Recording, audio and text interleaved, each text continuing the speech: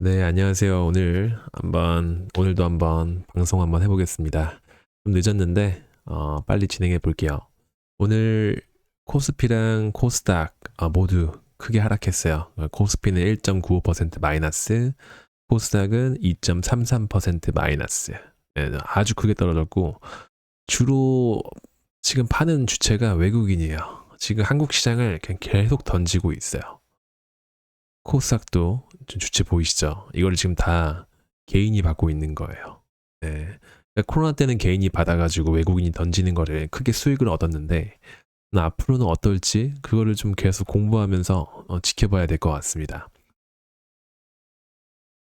자, 보면 미국은 참고로 어제 감사절이었기 때문에 휴장을 해서 미국 시장은 따로 나온 게 없고요. 다만 하나 이 소식은 중요한 것 같아서 미국 드론 회사 중에 Unusual Machine이라는 드론 회사가 있어요. 근데 주가가 84% 급등한 거 보니까 왜 급등했지라고 찾아보니까 트럼프 장남 중에 트럼프 주니어라고 있어요. 여기 Unusual Machine의 자문위원회로 의원으로 합류한다고 해요.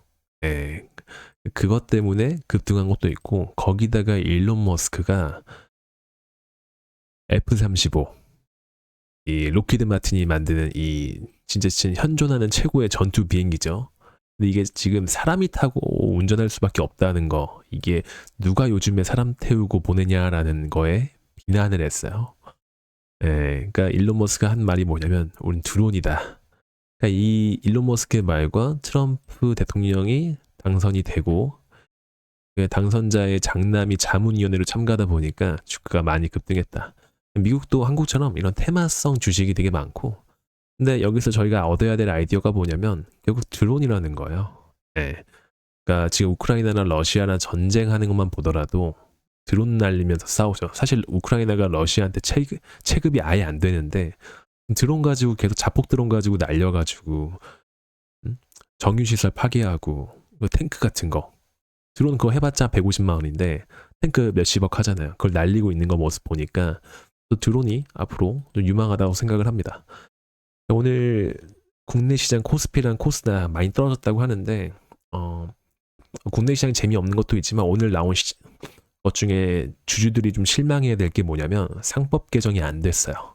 민주당이 좀 추진을 하다가 국민의힘은 애초에 포기를 했고 민주당이 추진하다가 민주당도 지금 포기하는 걸로 보이거든요. 일단 상법 개정이 뭐냐면 지금 상법, 그러니까 법 안에는 상이 이제 장사하는 거죠. 그러니까 회사들 말하는 거죠.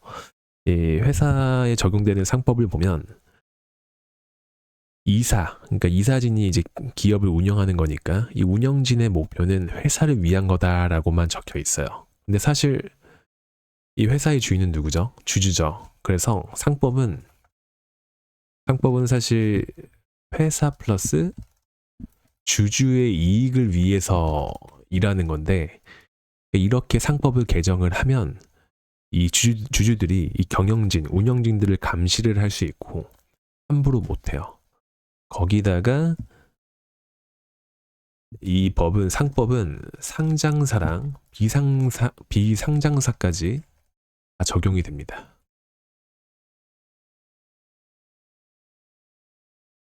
다 적용이 되기 때문에 되게 포괄적이고 또 한 단계 높은 법이에요. 근데 이거를 포기하고 지금 자본시장법이 들어왔는데 자본시장법도 뭐 나쁘진 않은데 이게 결국에는 그냥 요즘에 뭐 LG 화학이 LG 에너지 솔루션 분할할 때 물적 분할했잖아요. 그래서 LG 화학 주주분들이 피해를 많이 봤죠. 네, 거기다가 최근에도 되게 뭐 말도 안 되는 인수합병을 한다거나 전혀 자기들 업무와 관련이 없는데 그냥 인수하고 싶어가지고 인수합병하거나 그러면 주주들이 손해를 보죠. 그런 경우는 좀 너네들이 증명을 해야 된다 그거에 대해서 그 정도 되는데 물론 이것도 괜찮지만 깬 건 아니거든요. 이번에 이거에 대한 실망 매물이 좀 나온 것 같아요. 근데 특히 그래서 외국인이 많이 던졌습니다. 오늘 하나투자증권의 이진엽 애널리스트가 낸 걸 보면 지금 원래 엔저 시대였잖아요. 그러니까 엔화가 쌌었잖아요. 근데 이제 엔저보다는 원저, 이제 원화가 싸다는 거예요. 엔저 시대에는 저희 뭐 했죠? 막 일본 여행 가서 뭐 쇼핑하고 밥 먹고 했죠. 근데 이제 반대로 원화가 너무 싸다 보니까 지금 환율 한 1,400원대 하잖아요. 그러니까 외국인 입장에서는 한국이 더 끌릴 수밖에 없는 거예요. 그래서 국내 백화점에 와가지고 쇼핑하지 않을까. 또 한국에 살 거 많잖아요. 그 대표적인 게 백화점은 아니지만 올리브영, 명동점 제가 올리브영 가봤는데 장사 진짜 잘 됩니다. 엄청 큰 곳에 사람들이 줄 서서 쇼핑하고 계산할 정도로 엄청 장사 잘 되고 면세점 업체도 세지 않냐. 참고로 백화점 업체들이 보통 면세점도 가지고 있죠. 근데 면세점은 달러 결제예요. 그러니까 원화 결제가 아니기 때문에 그렇게 외국인 입장에서는 싸다고는 못 느낍니다. 네, 그게 좀 한계는 있어요. 근데 아무튼 한국 관광객도 많아지고 원화가 싸다 보니까 그 부분에서는 백화점 업체들이 좀 버티지 않을까. 특히나 지금 연말에 크리스마스 뭐 이제 서울 시청역 쪽에 가면 신세계 백화점이랑 뭐 롯데 백화점 있죠. 거기에 사람 외국인 관광객 진짜 많죠. 네, 거기 가면 진짜 많기 때문에 거기서 좀 어느 정도 장사가 잘 되지 않을까라는 기대를 한다고 합니다. 그리고 제가 이거는 너무 놀래서 가져왔는데 두나무라는 회사가 있죠. 비상장사인데 업비트 가지고 있죠. 업비트는 이제 네, 코인을 거래할 수 있는 가상화폐 거래소죠. 네, 거래소인데 이 업비트가 이번에 매출액이 3분기입니다. 7,700억. 에다가 영업이익이 5,100억인 거예요. 영업이익률 계산해 보니까 66% 나와요. 가상화폐를 그냥 중간에서 중개를 하는데 돈을 이렇게나 잘 법니다. 진짜 깜짝 놀랐어요. 네, 근데 비교를 해보니까 TSMC, 그러니까 전 세계 뭐 애플, 뭐 구글, 아마존, 뭐 테슬라, 반도체, 뭐 엔비디아까지 반도체 다 만들어주는 회사죠. 압도적인 1등입니다. 이 기업이 영업이익률 47.5%인데 그 잘 나온다는 반도체. 삼성전자는 뭐 11.6%밖에 안 되고요. 예. 근데 66%. 그것도 진짜 깜짝 놀랐고. 지금 두나무를 왜 가져왔냐면 최근에 트럼프 되고 나서 트럼프는 가상화폐에 대해서 되게 긍정적으로 생각한다고 했잖아요. 물론 트럼프 대통령 당선이 되기 위해서 이거를 지지한다고 그냥 쇼를 한 거일 수도 있는데 아무튼 트럼프 당선 이후에 비트코인이 엄청 뛰었잖아요. 그러다 보니까 코인 거래가 활성화되다 보니까 이 중간 플랫폼 업체인 업비트를 가지고 있는 두나무가 돈을 이렇게나 지금 잘 벌고 있다고 합니다. 예, 상장세였으면 저는 미리 바로 샀을 것 같아요. 52주 신고가, 52주는 1년이죠. 신고가와 신저가를 좀 가져와 봤는데 나름 의미가 있을 것 같아서 가져와 봤습니다. 신고가 대표는 KTNG. KTNG는 담배랑 그리고 정관장, 홍삼 파는 업체죠. 그리고 부동산도 같이 하고 있습니다. KTNG가 신고가가 같다는 거는 제 생각에는 뭐 담배를 사람들이 많이 피거나 뭐 홍삼을 더 먹거나 그런 건 아니고요. 지금 주주 환원 때문에. 그러니까 KTNG는 전형적으로 주가가 위로 갔다가 아래로 갔다, 위로 갔다 아래로 갔다 하는 주기성이 있는 업체였죠. 그 이유가 배당이 되는 날이 가까워지면 주가가 오르고 그다음 배당이 좀 멀어지면 떨어지고 이런 식으로 재미없는 주가였는데 최근에 밸류업 열심히 하는 거 보고 KTNG 공기업이죠. 예. 그러니까 국가에서 밸류업 해야 된다. 그리고 공기업이 운영하는 KTNG다 보니까 이거에 좀 부응을 해야겠죠. 그래서 강한 주주 환원 때문에 주가가 많이 올랐고요. 한 11만 원 정도 된 것 같더라고요. 원래는 항상 몇 년 동안 8만 원대에 기었었는데 대한항공은 오늘 아시아나항공이랑 합병 소식이 있습니다. 예. 유럽 의회가 지금 승인을 했죠. 물론 미국 법무부가 독과점 소송을 안 걸면 바로 패스되긴 하는데 뭐 거의 됐다고 봐도 무방할 것 같습니다. 대한항공도 지금 뭐 여객이나 뭐 화물 이런 거 잘 되죠. 특히 대한항공 화물 같은 경우는 뭐 중국에서 오는 테무나 알리익스프레스, 뭐 시인 제품들 이런 거 많이 하죠. 그리고 반도체 수출 워낙 잘 있다 보니까 화물도 많았고요. 여객 수요도 워낙 많고요. 한국 사람들 잘 여행 가잖아요. 대부분 뭐 미주나 유럽 같은 경우는 대부분 다 대한항공 타고 가시기 때문에 여객이나 화물 모두 수요가 좋다. BNK 금융지주는 금융지주 중에서도 좀 소외받던 예, 금융주인데 금융주는 뭐 BNK 금융지주뿐만 아니라 대부분 다 신고가죠 사실. 예, 이미 뭐 KB나 하나은행, 뭐 신한지주 모두 지금 신고가 간 상태이기 때문에 BNK 금융지도 뒤늦게만 따라왔다. 라고 생각하시면 될 것 같습니다. 그리고 신저가는 아모레퍼시픽, 설화수나 뭐 화장품업, 이니스프리, 아리따움 이런 걸로 유명한 업체였죠. 2010년대 초반에 한참 중국향으로 판매 엄청 많이 해가지고 한참 뜬 회사인데 지금은 몸집이 워낙 커져 있고 그리고 제품도 화장품 제품도 워낙 프리미엄 고가 라인이다 보니까 올리브영에는 그렇게 고가가 많지 않잖아요. 그 사람들이 잘 안 사고 오히려 다이소를 가지. 그러다 보니까 주가 많이 떨어졌고요. LG 디스플레이 같은 경우는 뭐 주로 뭐 말 그대로 디스플레이다 보니까 뭐 LG 전자에 납품하는 뭐 TV나 아니면 뭐 컴퓨터 그리고 아이폰에도 좀 납품을 하죠. 그런데 뭐 아이폰 잘 안 팔리고요. 뭐 TV 더더욱 안 팔리고요. 뭐 따로 디스플레이를 사람들이 코로나 때처럼 집에서 재테크하면서 뭐 좀 전자기기 좀 사서 재테크 좀 해야겠다 이런 게 아니기 때문에 근데 그러면 뭐 안 팔리면 어떻겠냐라고 할 수 있지만 LG 디스플레이 같은 경우는 공장이 되게 클 거 아니에요. 왜냐면 큰 디스플레이 만들다 보니까 되게 값비싼 고가 장비랑 인력도 되게 많을 거예요. 그러니까 고정비가 되게 많이 들 겁니다. 네, 그러니까 LG 디스플레이는 진짜 적자 쉽게 몇 조 원씩 보는 기업이에요. 네, 그래서 진짜 투자하기 쉽지 않은 기업입니다. 하나솔루션 같은 경우는 태양광 모듈 만드는 업체죠. 태양광 모듈 만드는 업체인데 태양광 한참 미국에 태양광 수요가 좋다. 그리고 중국산 막아줄 거다.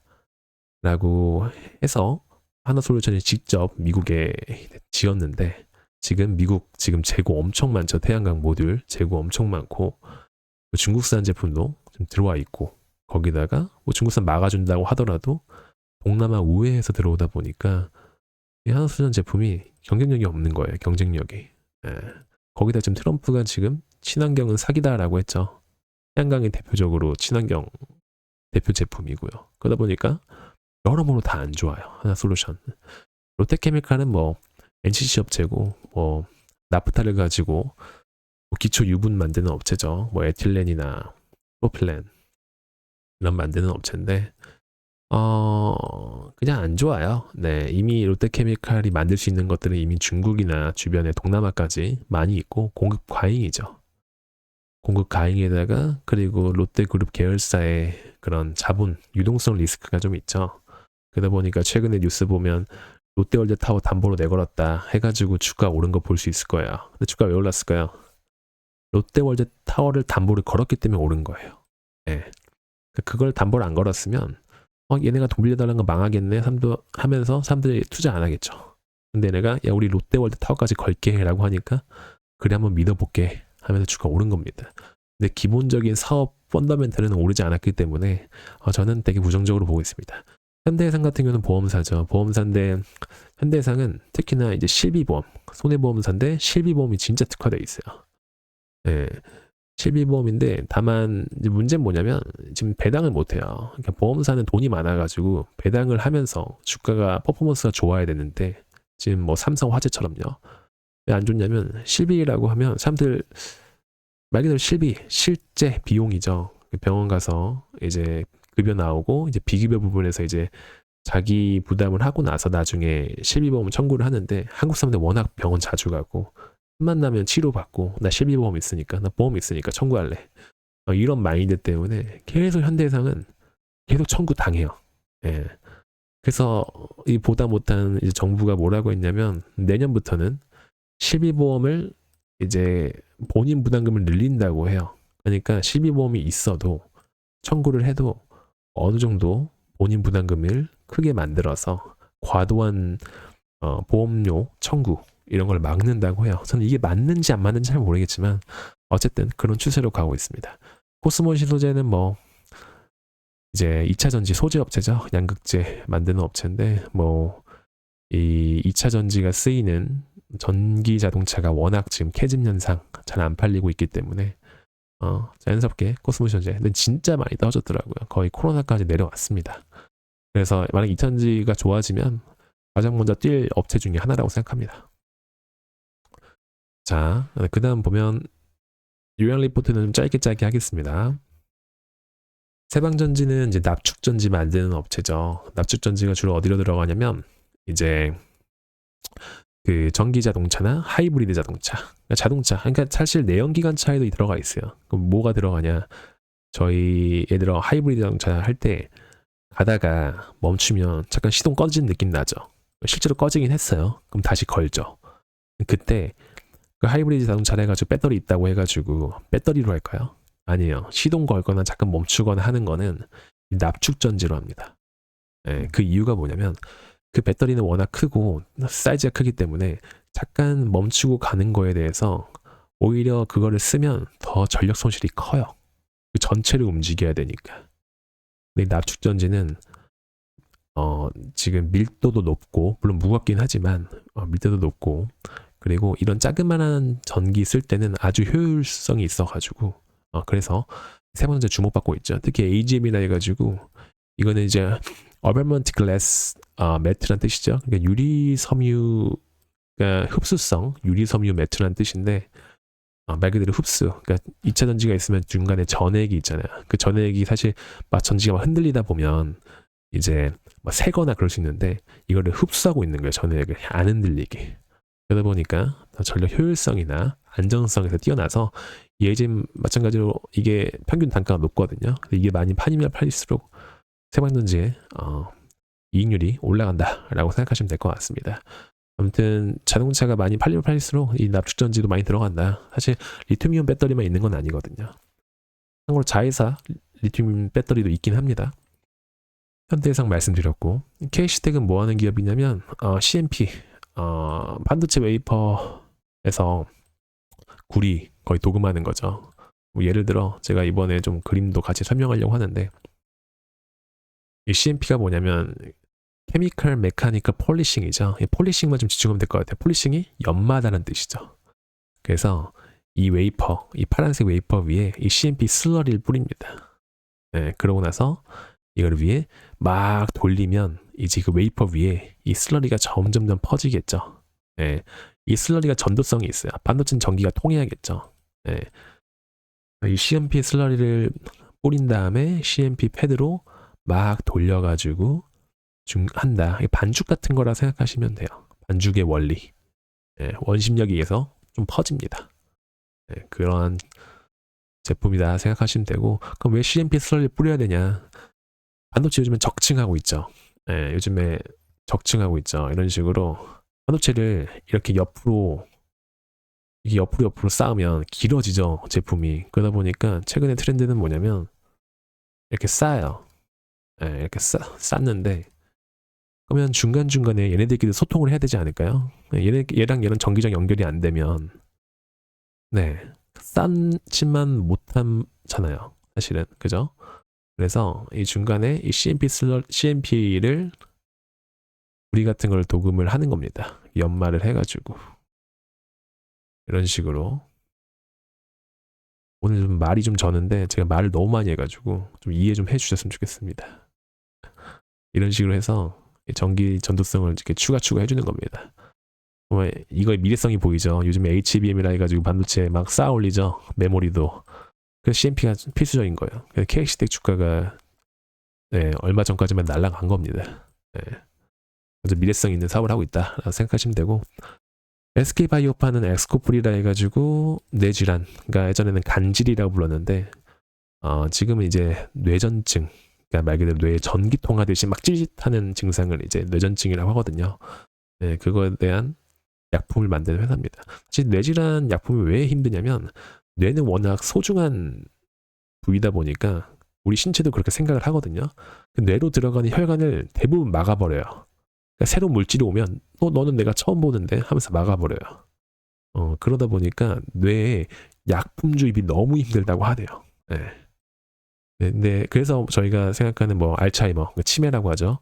이 치매병 이런 걸 잘 못 고치는 이유가 뭐냐면 약을 아무리 만들어도 뇌가 흡수하는 데는 한계가 있다고 해요. 그거를 뚫는 사업도 많이 하고 있습니다. 이런 얘기를 말씀드리는 이유가 앞으로 어떻게 산업이 흘러가고 인류가 생명 연장이나 건강함을 위해서 무엇을 고민하고 있는지 그걸 좀 공유하고 싶어서 얘기했습니다.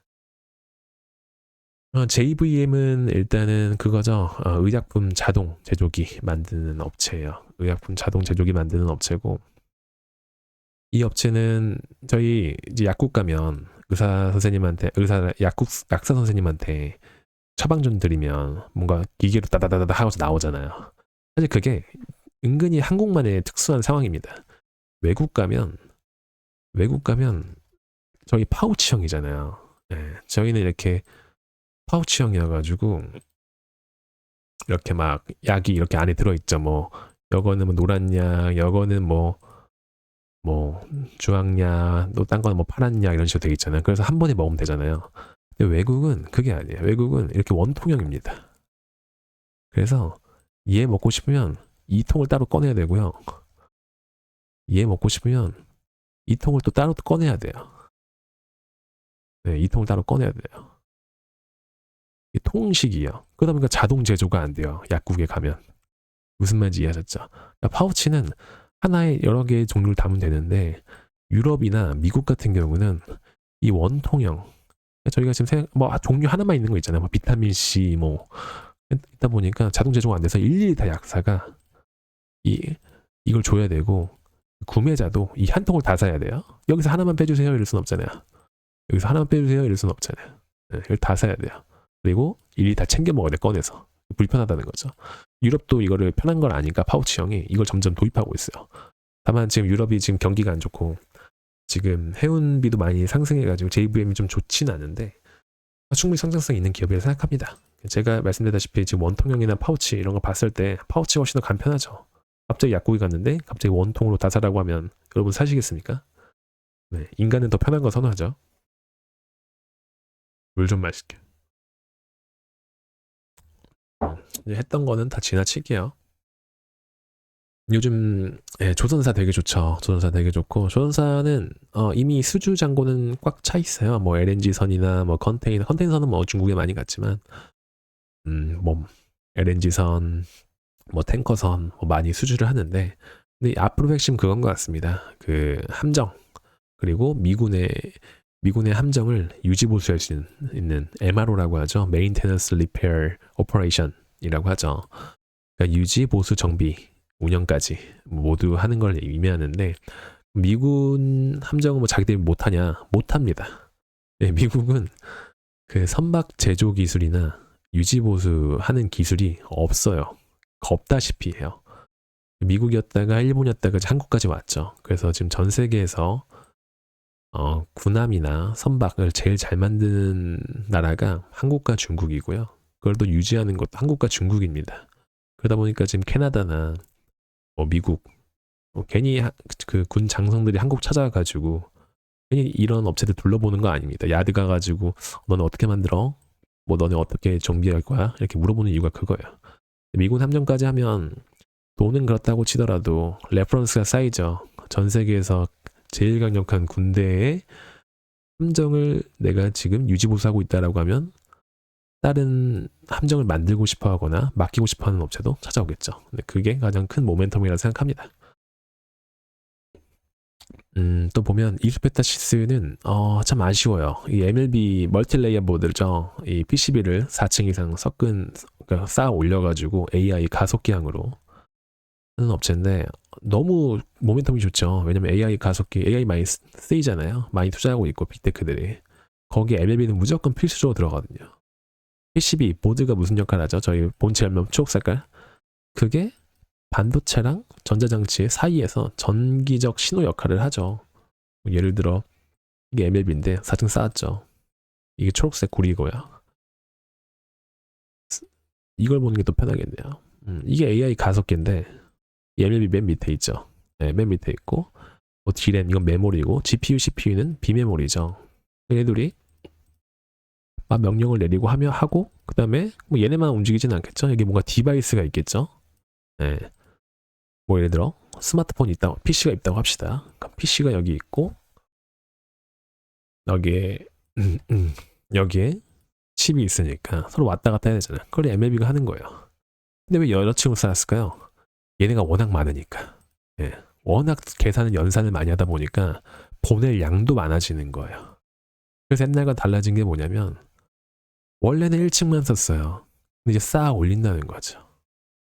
그러니까 이스페타시스의 가장 큰 경쟁력은 이걸 그냥 쌓아 올린다고 다 되는 게 아니에요. 예. 이 쌓아서 얘네가 일정하게 연결이 돼야 돼요. 예. 그냥 같이 기능을 해야 되니까. 예. 그런 기술이 있는 회사예요. 근데 갑자기 뜬금없이 JEO라는 CNT, 2차전지 CNT 도전제 만드는 업체를 인수한다고 해가지고, 아니 2차전지랑 이 PCB랑은 관련이 없거든요. 예, 근데 갑자기 인수한다 해가지고 주주 소통 없이, 그래서 주가 지금 완전 폭락해 있어요. 저도 그래서 고민 중이에요. 얘네 자체는 좋아요. 근데 자회사가 갑자기 뚱딴지 같은 애들이 들어와. 자회사가 잘하긴 해. 나는 내 2차전지 그렇게 좋게 보지 않아. 그러니까 약간 애매한 거예요. 저뿐만 아니라 투자자들도. 예, 그런 상황이다 라고 생각하시면 될 것 같습니다. 시멘트에 보실 거면 무조건 이것만 보세요. 주택, 착공량. 왜냐면 시멘트 어디 쓰이죠? 저희 지금 주변 한번 돌아볼까요? 대부분 다 그냥 건축물에 있죠. 뭐 시멘트가 저희 손에 있거나 핸드폰에 있는 건 아니잖아요.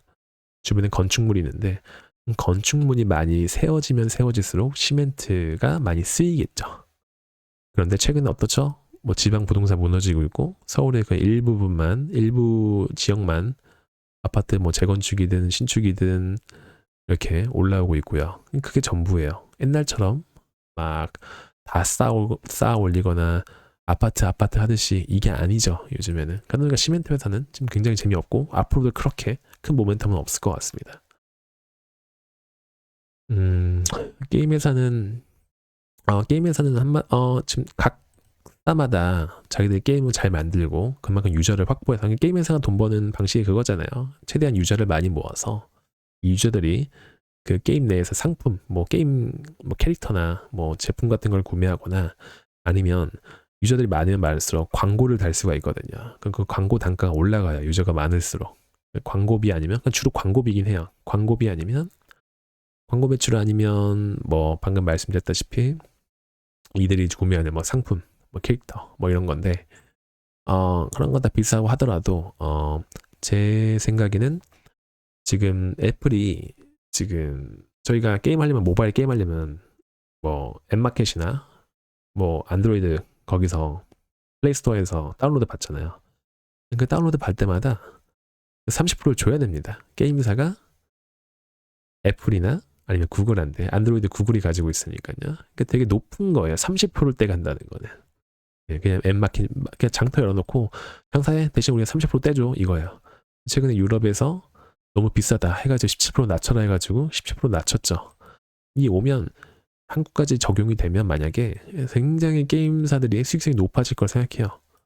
예, 그 중에서도 지금 돈 잘 벌고 있는 뭐 W게임즈나 뭐 펄어비스, NC소프트는 워낙 지금은 이제 쇄신 중이긴 한데 아무튼 그래서 이런 회사들이 좀 주목받지 않을까 싶어요. 그래서 저는 게임사는 주목해야 될 게 뭐냐면 과연 한국에서도 이 수수료, 인앱 결제 수수료가 떨어질까? 수수료율이 떨어질까라는 걸 고민해봐야 될 것 같습니다. 네이버, 카카오 요즘 괜찮죠? 예, 뭐 좀 괜찮습니다. 이제 영업이익률 잘 올라오고 장사 잘하고 있어요. 다만 지금 보시면 여기 영업이익 얘기하고 영업이익 얘기하죠. 돈은 잘 번다는 건데 근데 이제는 AI가 붙으니까 매출이 많이 올라야 됩니다. 이제 AI는 점유율 싸움이기 때문에 이 점유율에서 짙어지면 지금 돈 잘 벌어도 나중에 나가리가 되거든요. 네, 그래서 사실 영업이익 자체도 좋지만 매출액을 좀 꾸준히 볼 필요가 있다라고 생각하시면 될 것 같습니다. 세트레가이는 인공위성 만드는 업체죠. 근데 인공위성 잘 모르시는 분들이 계셔서 요것만 좀 설명을 하고 좀 마무리를 할게요. 밑에는 뭐 엔터 이런 거라서. 인공위성 보시면 여기 보이시죠? 인공위성은 발사체랑 위성체로 나뉘어요. 네. 발사체랑 위성체로 나눠지는데 우리가 말하는 인공위성은 위성체입니다. 네, 이 위성체에 들어가는 거고 실제로 지구에서 이렇게 떠다니는 것도 위성이에요. 발사체는 뭐냐? 말 그대로 이 위성체가 지구 밖의 우주로 떠다닐 수 있게 발사해주는 장치예요. 뭐가 더 어려울 것 같으세요? 네, 기술적으로. 네, 사람들이 보통 미성차 얘기하는데 발사체가 훨씬 힘듭니다. 우리 그런 거 많이 보시지 않았어요? 나로 그런 거 쌓아 올리면 막 갑자기 중간에 폭발하거나 그런 거. 위성체는 스스로 폭발하지 않아요. 결국 들은 거는 여기서는 그냥 지구 관측을 위한 카메라나 레이더 그리고 뭐 컴퓨터 같은 거거든요. 그래서 터질 일이 거의 없어요. 근데 발사체는 보시면 탄소 엄청 많이 들어있지, 연료 엄청 많이 들어있지, 그리고 얘네를 불꽃을 쏴야 얘네가 날아가겠죠. 네. 그러니까 얘네가 훨씬 더 기술이 힘든 거예요. 훨씬 더 비싸고. 그래서 우리가 아는 그런 일론 머스크가 운영하고 있는 스페이스X의 그런 발사 서비스 들어보셨죠? 그러니까 기술력이 있고 돈이 있기 때문에 이걸 할 수 있는 거예요. 거기는. 한국에서 발사체 하는 업체는 전무후무합니다. 성공한 적도 뭐 거의 없고요. 특히 발사체의 핵심은 뭐냐면 이 위성체를 많이 올리고 최대한 여기 우주 밖으로 겨우 나갔는데 많은 걸 하고 싶잖아요. 그럼 위성체의 사이즈 좀 키우고 싶죠. 그래서 발사체의 능력이 뭐냐면 얼마나 많은 큰 무거운 위성체를 우주 밖으로 쏘아올 수 있냐. 네, 그걸 페이로드라고 하는데 나중에 다시 설명하겠습니다. 아무튼 세트라이는 위성체를 제작을 한다. 위성체 안에 보시면 본체나 탑재체가 있죠. 본체는 이 위성이 날아가도록 약간 좀 조종하는 거고요.